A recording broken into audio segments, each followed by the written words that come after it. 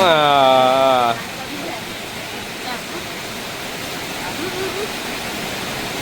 คลิปแรกแฮกมันเบิ่งคนก่อน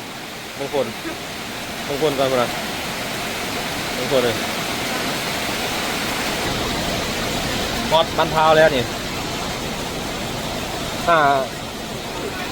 ห้าก็ได้กัน10%เพิ่งเอาที่ฮอตแท้สมบูรณ์มาเนี่ยนะอันนี้แวะกินข้าวกับท้องพ่อกันวันนี้กินข้าวง่ายๆนะวันนี้เนาะกินข้าวเดียวกับสิ้นรอดแล้วเพราะว่าทางที่ไปเขาวันนี้มันใช้เวลาโดนลาอันนี้ก็สภาพดินฟ้าอากาศเนาะบ่เป็นใจวันนี้ก็ที24เนาะที24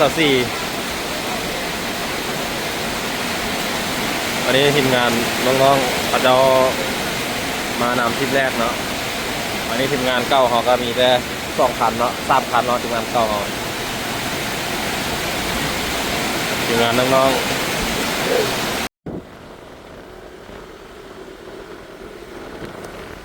หลังจากที่เราแวะกินข้าวเสร็จสับแล้วเราก็ไปกันต่อนี่ก็เป็นเส้นทางระหว่างท่าพระบาทเนาะไปหามันจะเป็นเส้นทางแบบนี้จุดจะฮอดคำม่วนฮอดท่าแขกกันเลยเนาะแล้วเราจะแยกอยู่3 แยกเนาะ3 แยกท่าพระบาทเนาะอันนี้ก็หลังจากฝนตกแล้วเราก็ทีมงานเราก็พากันเริ่มกระจายมาขี่เป็นขบวนการทั้งหมดขี่รถก็มีสติในการขับขี่รถทุกคนเนาะบริประมาททุกคนเนาะก็ขี่ลำพ้นลงไปครับรักษาระยะห่างเนาะคนแต่ละคนอันนี้ทีมงานของเรามาครบแล้วทุกคนบางคนก็นำมาทุกคนเนาะรถใหญ่แล้วก็นำมาเนาะก็คลิปวันนี้ก็มีซอนเทสอยู่2 คันเนาะ PCX อยู่4 คันเนาะแล้วก็ CRF คันหนึ่งแล้วก็เว็บอีก2 คันเนาะทุกคนเนาะแล้วก็มี NMAX ไปนำคันหนึ่งทุกคนเนาะทีมงานของนี้ก็ขี่เกาะกุ้งกันไปทุกคนเนาะศาสตร์การจราจรเนาะอันนี้ฟ้าลังฝนฟ้าลังฝนก็เป็นแบบนี้แหละหลังจากฝนที่ตกลงมาเนาะมาระยะนึงก็ฝนก็เช้าทุกคนเนาะอันนี้ก็บรรยากาศที่เราพากันขี่รถด้วยกันแล้วเราก็อัดคลิปไปทุกคนเนาะเพลินไปเลยนะทุกคนเนาะขี่ไปเนาะวันนี้เราก็พาวันใจกันทุกคนเนาะติดตากล้องเนาะถ่ายคลิปให้ตัวละบ่อนเนาะเพราะว่าค่อยเองก็เป็นคนขับรถนะทุกคนเนาะไปสมาธิในการขับรถเนาะควรระมัดระวังเนาะทุกคนเนาะนี่ก็อยู่ระหว่างทางก็ว่างามลายนะทุกคนเนาะหลังจากฝนตกแล้วเขาก็บิดเต็มที่เลยนี่ก็ตกเสาก็บิดเต็มที่เลยขี่รถเพราะว่าฝนตกแล้วเลยฝนตกแล้วเนาะแล้วเขาขี่รถอากาศช่วงนี้นะค่อยโคตรมากเลยเวลาที่เราได้ขี่รถแล้วเจออายเย็นๆแบบนี้นะใครก่อนแบบคือฟ้าแดดเนาะคือฟ้าแดดนี่เมื่อยเลยเวลาขับรถนะเมื่อยร้อนเป็นได้ก็แหละคันคือแบบนี้แหละเขาก็ตัดภาพมาฮอดทางแยกเขาเนาะใส่สมบูรณ์แล้วทุกคนเขาก็ขี่ตามทางนี้ไปเนาะทุกคนเนาะขี่ตามทางไปเลยขี่ไปเลยมันจะมีทางยางเนาะทุกคนเนาะทางยางผสมจนฮอดทางที่ให้อันนี้ก็เป็นรถบรรทุกเนาะทุกคนเนาะช่วงที่เขาขี่ไปนี่ถือว่ารถโบราณนะทุกคนเนาะก็จอดทุกคนเนาะอันนี้เขาก็ตัดภาพมาฮอดปลายแล้วฮอดปลายแล้วฮอดปลายยินดีต้อนรับเข้าสู่แขกรับเชิญนะที่ว่าเราผ่านทางวิบากมาข้างหน้าคุณอีกทางวิบากก็โหดพอสมควรทุกคนที่เราได้มาอัดคลิปดูว่าทางวิบากเพราะว่าระยะที่เราขี่มาทางวิบากในคนทางค่อนข้างอันตรายทุกคนเราไม่ได้มีเวลามาจับกล้องเนาะเราเน้นสมาธิในการขับรถหลังจากเราตัดมาเนาะคนเขาก็มาฮอดทางดีนะเพราะตัดคลิปมาฮอดทางดีแล้วเริ่มเห็นแล้วมีซีซั่นแล้วคนเห็น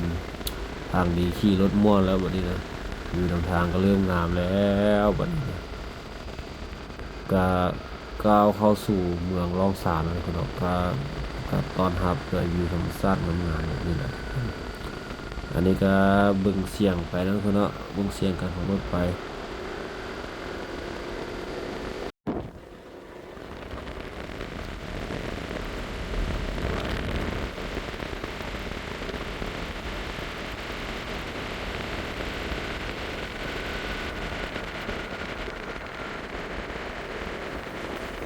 อยากบอกว่าครั้งหนึงในชีวิตนะทุกคนเนาะที่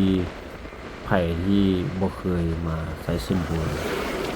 เนาะก็แนะนำให้มานะทุกคนเนาะเพราะว่าคนทางจะฟิวแฮงอันนี้เฮาขี่มาฮอดระยะ อันนี้ ทางใกล้จะฮอด ขายบักนัดเนี่ย เฮาเห็น ใน1,000,000นี่ เนาะ อ๋อหุ่น เราก็แวะซื้อ ใน1,000,000นี่นี่1,000,000ตัวใหญ่นี่ น้องคุณพ่อ 350เพิ่นลดให้ ขายแบบนั้นที่เราซื้อนี่3หน่วย กินเลยสดๆ 50,000คนโคตร อันนี้ แซ่บเลยโคตรหวานเลยนักใส่ ซื้อกินข้างทางเลย สุดยอดเลยยกโบเลยความหวานทุกคนหวานหอมนะทุกคนเนาะเขาก็หิวข้าวเลยทุกคนต่างคนต่างหิวข้าวเนาะเพราะว่าบางคนก็ไปก็แล้วบางคนก็ยังบ่ฮอดเนาะ ปล่อยบางคนเห็นเด้ก็จ่ายเงินเลย ล่วงหน้ามาก่อนนะทุกคนเนาะมาเห็นเขาขายบางนาทางก็แวะกินบางนาน้ำทางนะทุกคนเนาะอันนี้พอยเองเนาะข้อซีให้เบิ่งนะทุกคนเนาะคำไงนะทุกคนเนาะคำบอกไงแซ่บหลายบางนัดใส่สมบูรณ์ทุกคนผู้ใดมาก็อย่าลืมแวะด้วยทุกคนเด้อเพราะว่าการที่เฮามาทุกคนมาเที่ยวจังซี่นะเฮาบ่จำเป็นต้องกินอาหารหรูหราอีหยังทุกคนเนาะเฮากินคอยเป็นคนมักกินแบบอาหารข้างทางนี่แหละมันเอ็ดให้เฮา กินสดๆเลยเนี่ย การแบบนี้เนาะเพราะว่า ถึงนี่ก็มันให้ ตั้ง เขาเจ้า ใจมาอัดให้เบิ่งทุกคนเพราะว่าตั้งใจบันทึกไว้ในสตอรี่ของเฮาเลยเพราะว่าอยากให้เห็นนำกันเนาะทุกคนเนาะแต่ละปีเนาะปีนึงเขาจะไปเท่านึงเนาะเพราะว่าปีนี้เฮามาอยู่เดือน5เนาะทุกคนเนาะเดือน5ที่25เนาะเฮามาเนาะ2025อันนี้ก็มาเจอทุกคนมาเจออันนี้มันดอกไม้นะทุกคนเนาะดอกไม้เป็นยาดีนะทุกคน ครีม เนาะ ป่ะ ยาดีเจ็บร่างเจ็บแอวเนาะเอาไว้วางยาเนาะ เอาใส่มือไอ้ เป็นกระขายเนาะหาซื้อก็อยากยากอยู่ตรงนี้นะวันนี้เขาก็มากินบักนัดต่อทุกคนกินแหงเนาะบักนัดหน่วยเดียวกินเพียวเลยกัดแบบนี้เลยทุกคนสุดยอดเลย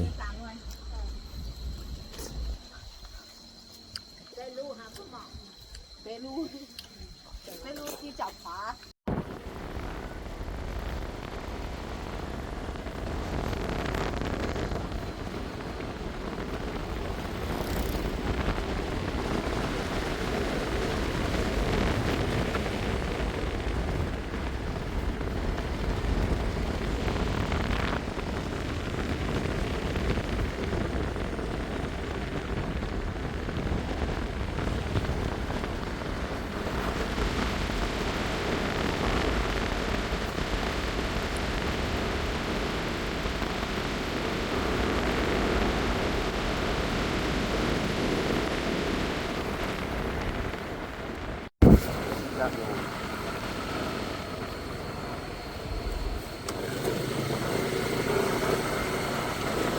วันนี้เล ห ย ลังจากที่เขากาย